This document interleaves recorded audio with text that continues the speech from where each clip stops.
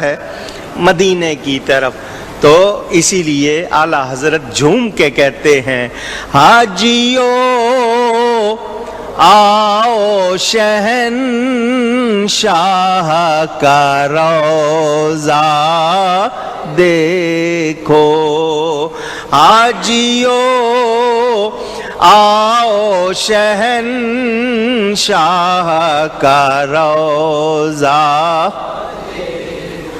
حاجیو آؤ شہنشاہ کا روضہ دیکھو، کعبہ تو دیکھ چکے کعبے کا کعبہ دیکھو، کعبہ تو دیکھ چکے کعبے کا کعبہ دیکھو۔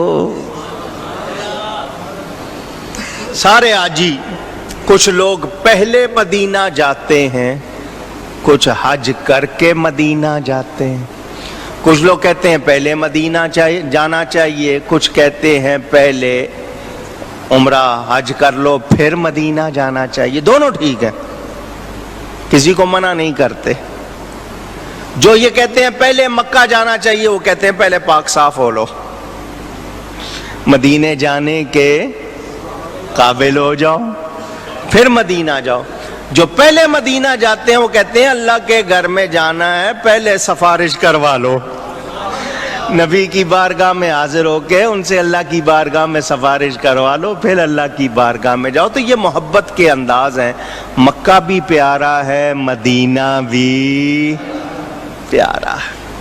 مدینہ منورہ جا رہے ہیں، سارے رستے درود و سلام کی کثرت کی جائے، کثرت سے درود۔ 300 میل کا فاصلہ ہے مکہ مکرمہ اور مدینہ منورہ کے درمیان۔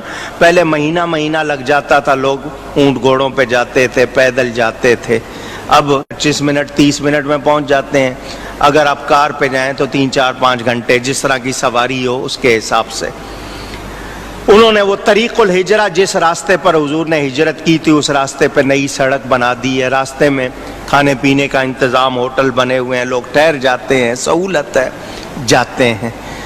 مدینہ منورہ قریب آنے لگے تو درود و سلام کی بھی کثرت، کہ میں کس بارگاہ میں حاضر ہو رہا ہوں، وہاں